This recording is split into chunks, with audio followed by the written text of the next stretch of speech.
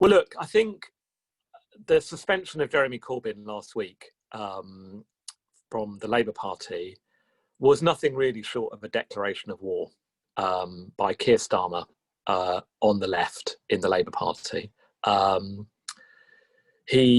Despite his claim to have, not been involved in the process, it's clear he was centrally involved. He has used the report and Jeremy Corbyn's response to the report by the Equality and Human Rights Commission into allegations of anti-Semitism in the Labour Party to suspend Corbyn. I mean, it's utterly extraordinary. This is a person, after all, who was the leader of the Labour Party just 6 months ago.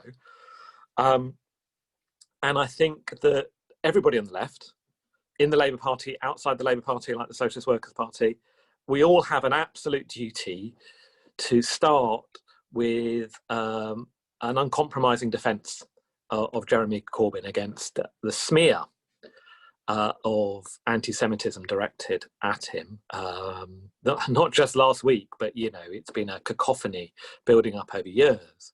I mean, it's utterly scandalous. I mean, we all know. I mean, Corbyn is probably one of the most principled anti-racists that has ever sat in Parliament. But I think it's also worth saying, obviously it's directed first and foremost at Corbyn. It's directed at the whole of the Labour left. Actually, I think it's directed at the whole of the left to say, we are all culpable in anti-Semitism. We don't take it seriously and so on and so forth. I mean, it's an absolute scandal. Now, this is a serious escalation. We all know that, but it is of a piece with what Keir Starmer has been doing since he became Labour leader 6 months ago. Let's recall that a few months ago he sacked Rebecca Long-Bailey from the shadow cabinet for retweeting an interview by Maxine Peake, in which Maxine Peake, the actress, raised a comparison and raised a question of collusion between the policing by the Israelis of the Palestinians and the policing by US cops of black people in the wake of the murder of George Floyd. Just for retweeting that, Rebecca Long-Bailey was sacked. And I think that again and again, Starmer has been seeking to show to the establishment, to the ruling class in Britain, that he is a loyal pair of hands who can make Labour fit to govern in their interest and is not a threat to their interest. And attacking the left is one of the ways that he is attempting to prove, just like he seeks to align himself with the interests of the establishment again and again. For example, his intervention in May calling for schools to be reopened. And incidentally, Rebecca Long-Bailey was the Education Shadow Secretary who was agreeing with the education unions that schools needed to stay shut. So again and again, Starmer's project is to prove to the gatekeepers of the British capitalist class that Labour, under his new management, is fit to govern. And attacking the left is a central way that he seeks to show that he's not just talking the talk, but he's walking the walk.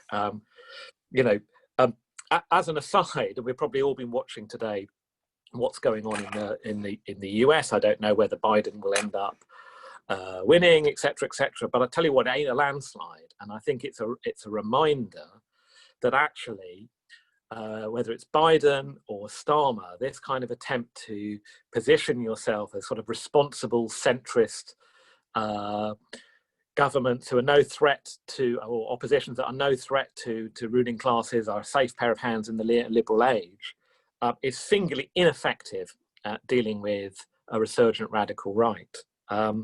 What it is effective is launching a ruthless war against the radical left, whether it's Bernie Sanders or now we see Jeremy Corbyn.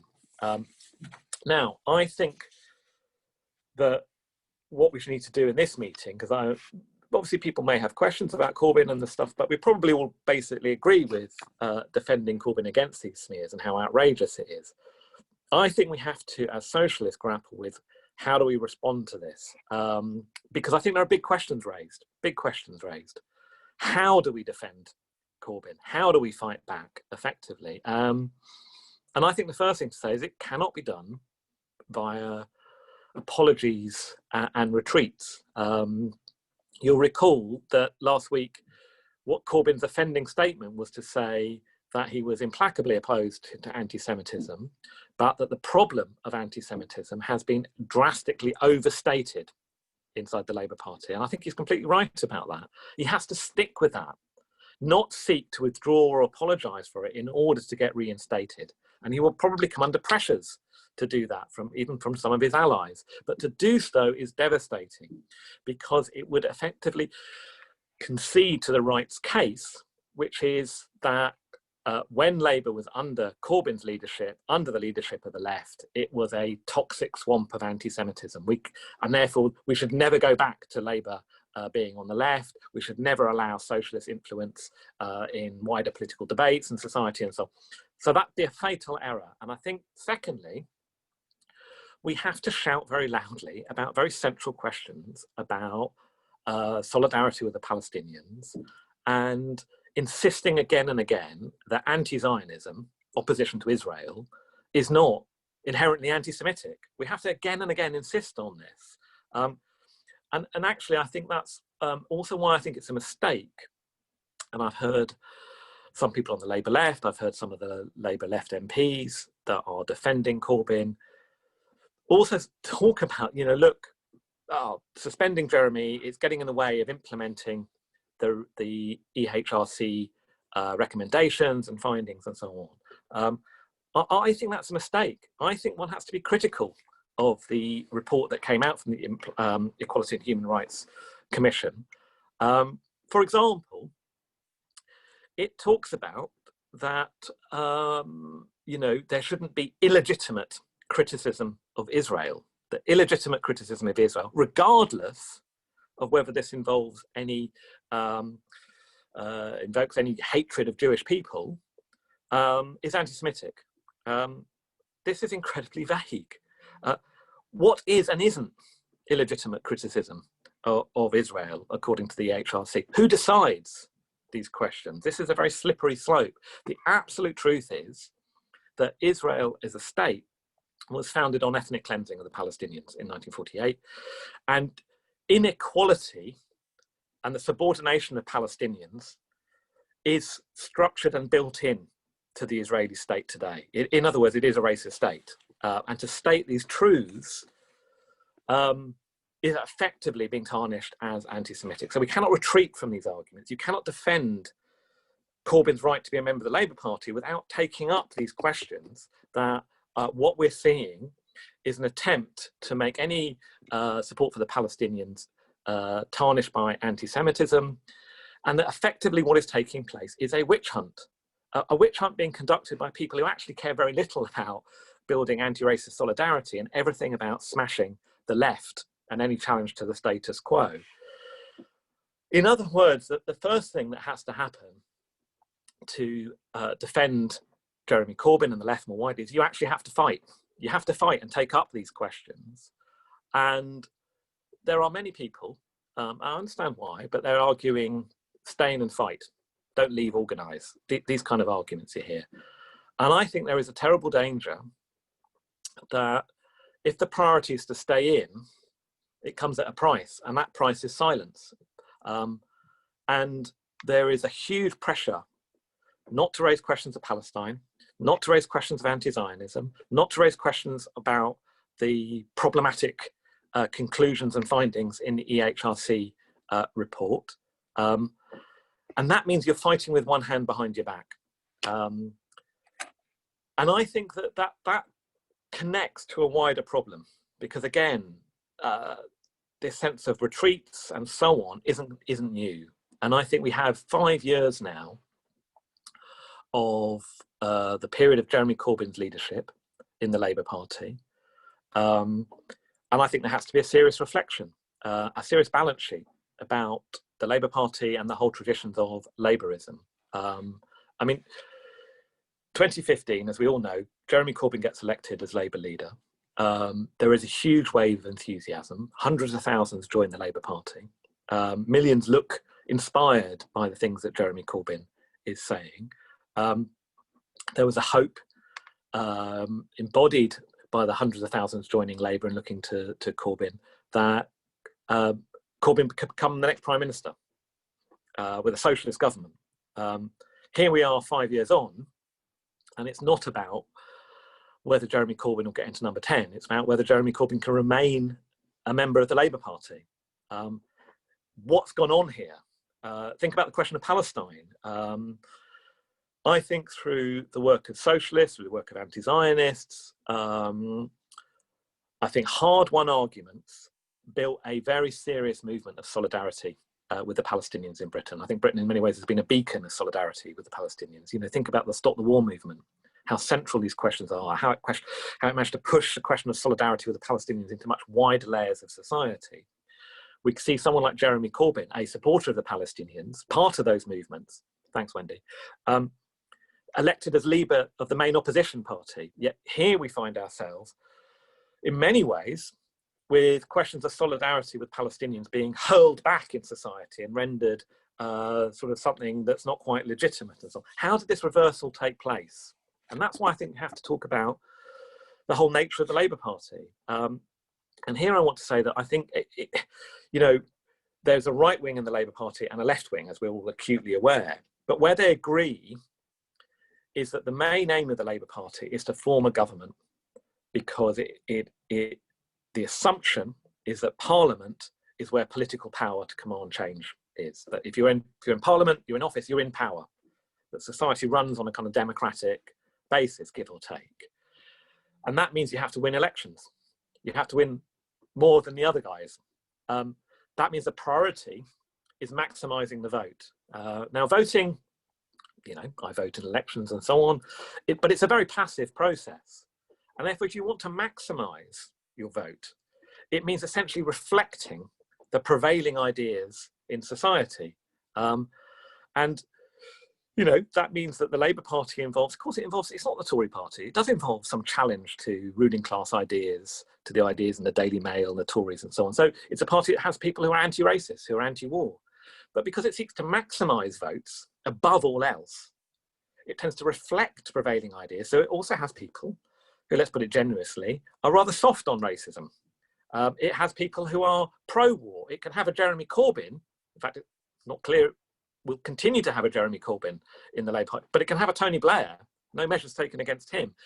So it combines right and left, the famous broad church of the Labour Party.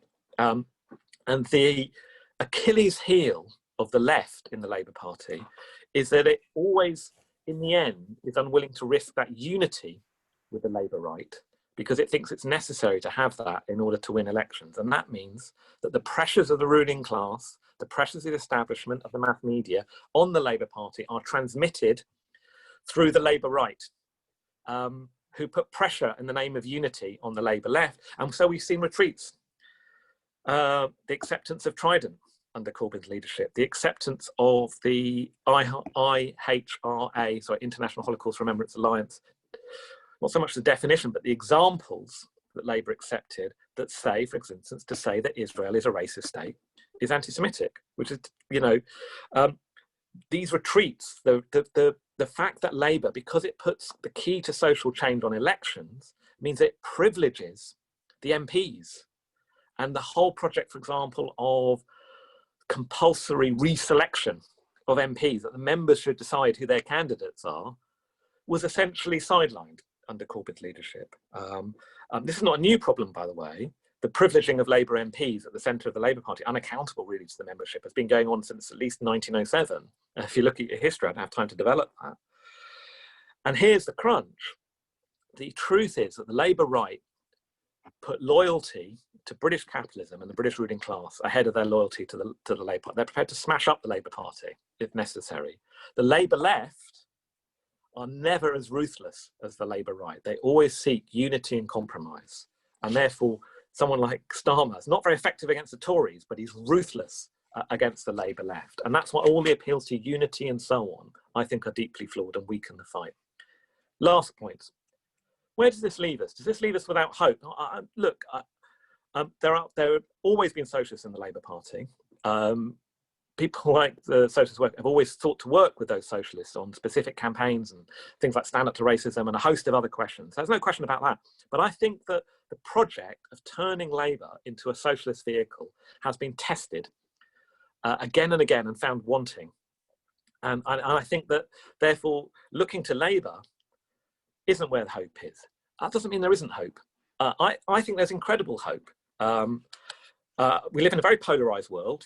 Look at someone like Trump and so on. But there's also polarisation on the left that gives us opportunities to develop movements and build a set of politics that does involve real challenge and real fight for change.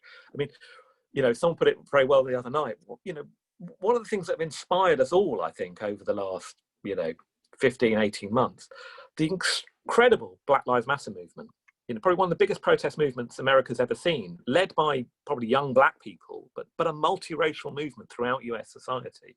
And actually we saw something similar here in Britain, with protests in 260 towns and cities reaching, into places around Norfolk, through to Devon, not just the usual kind of places. So enormous hope. Think about the climate strikes last year, with thousands and thousands of young people walking out in protest, with huge numbers of adults cheering them on. You think about the kind of revolts that have shaken authoritarian regimes who thought they were masters of their own house in Belarus, Thailand, the defeat of the coup makers in Bolivia, the mass movement led by young women in Poland against right-wing government that seems to have forced that government onto the defensive. This is the source of change. And our argument here is this is what socialists need to orientate on. And a Labour left that keeps focusing on these internal battles in the Labour Party, that keeps having to make concessions to stay in the Labour Party, that accepts the need for unity, is hamstrung and risks not rising to the task of organising those. And we look at, there's nearly 500 deaths today from COVID. The government has locked us down too late. The lockdown, is it really a lockdown when it doesn't extend to universities, colleges and schools and so on? We have enormous fights over the number of jobs that are going. And we need desperately to increase the level of resistance. And that means our focus has to be outside Parliament. And I would argue be more effective if it's outside the Labour Party too, because, that is a pull away from the work that needs to be done from below to increase the level of collective resistance. You don't have to be in the SWP to take part in parliamentary resistance. I think that struggle has to be the priority, but you'll be more effective as a member of the Socialist Workers' Party, because our raison d'etre, our whole purpose, is to encourage that kind of collective resistance of socialism from below. Socialism not through parliament elections, but socialism through the collective struggles of ordinary people, which also means if we see the key as the fight by ordinary people, that means, as well as encouraging resistance, you have to have an uncompromising fight against all of the myriad divisions that capitalist society creates amongst people: sexism, racism, homophobia, scapegoating of the disabled, of transgender people. And so you have to relentlessly fight on a principled way to fight for unity and against all forms of oppression. The key for the left, defend Corbyn, but that means fighting over the questions of this is a witch hunt. We have to fight anti-Semitism, but we're also absolutely clear that anti-Zionism is not anti-Semitism. We have to take up these questions, not duck them, not put unity with the Labour right ahead of a serious fight for real struggle. And you will be more effective if you're organised in organisations like the Socialist Workers' Party. So if you're not a member of the SWP, please think seriously about joining us. Thanks, Wendy. That's fine. Look, I really agree, and I think it's one of the exceptionally dangerous aspects of this onslaught on the left as irredeemably tainted by anti-Semitism. We're not actually anti-Semites, we're soft on it, we tolerate it and so on. This is very, very, very dangerous because, not only is it an utter travesty of the truth, but it's giving a free pass to the way in which the far right, which includes a fascist component, a growing fascist component, I'm talking internationally, as it's gained in confidence, as it's gained in votes, as it's gained in influence, that the anti-Semitism that it learnt was discredited after Auschwitz which it saw as an obstacle to it gaining support and its re-entry into public debate and respectability, as they have used the racism that comes from the establishment of anti-black racism, Islamophobia, attacks on refugees, and so on, to grow and to feed off the discontent and anger and the inequalities of neoliberal capitalism. As they grow more confident, their submerged anti-Semitism, which was always there, never went away, is re-emerging. You think about someone like Viktor Orban and his far-right government in Hungary, which uses the demonization of George Soros, a Jewish philanthropist. It singles him out with a not very subtle dog whistle anti-Semitism. This is a reviving part of the far-right internationally. You know, when people like Tommy Robinson, who initially just focused on demonizing Muslims and Islamophobia, talks about globalism, what he really means is a code word for Jews. I mean, this is an anti-Semitism that gets a free pass. Donald Trump, for God's sake, is a vicious anti-Semite. You don't find Keir Starmer saying this. And so I think there is an attack, as John Smithy at the beginning said, as an attempt to paint not just Corbyn, but the whole of the left. When we criticise Israel, it's not because we're anti-racist, it's because we're racist anti-Semites. That this is a constant argument. But also, I think there's the attempt to suggest that when we talk about capitalism, we're really talking about Jews. This is a scandalous assault, and it's an attempt to smear the whole of the left. We have to have a very, very confident response. And I do think it's a terrible danger that as Keir Starmer takes more and more control of the Labour Party, that, as people have expressed tonight, there's a kind of a chilling aspect of self-censorship. So formally, you are allowed to criticise Israel, but because no one knows where those boundaries are, there's an element of self-censorship. And that means that the price of staying in is political silence and paralysis. Well, I simply don't see the point in staying in Labour to fight for socialism if you're not prepared to raise socialist arguments. And this is a contradiction that has to be addressed. John had a number of excellent questions, which I probably don't have time to do justice to all of them. Yes, Lenin, the Russian revolutionary in 1920, so a century ago, described the Labour Party as a bourgeois workers' party. Is it still a bourgeois workers' party? I personally think it is. In other words, I still think it's a reformist party. It's not identical to the Tories. It does have a left in it. It does have the link to the trade unions, but it's not a revolutionary party. It's a party that seeks to work within the framework of capitalism. And that means it begins to accommodate to the institutions and ideas of capitalism. And that's its fatal flaw. Does Corbyn's debacle show that parliamentary approach doesn't work? I think it does. I would also add to that, because of course Corbyn never became Prime Minister, so we never actually discovered whether or not left-wing Labour Party with a left-wing programme could implement that programme and get real social change. My argument would be that if you look at how vicious the establishment, reaching, like I say, right into the Parliamentary Labour Party as part of its battering ram against Corbyn, fought Corbyn while he was in opposition, what would they have done if he'd actually got into office? They would have hurled even more things. Big business would have gone on strike. Parts of the state machine would have refused to implement these programmes. The pressure to retreat would have been massive. This isn't speculation. We saw this with Syriza in Greece, who had a kind of Corbyn-like programme, and particularly through the European Union and the International Monetary Fund, big business across Europe mobilised to smash it. Podemos, the great hope of the left in the Spanish state, is now, part of the Spanish government, trying to reopen the economy despite the COVID crisis because profits are a priority. I mean, there is a fundamental problem with that whole approach because precisely power doesn't lie in Parliament.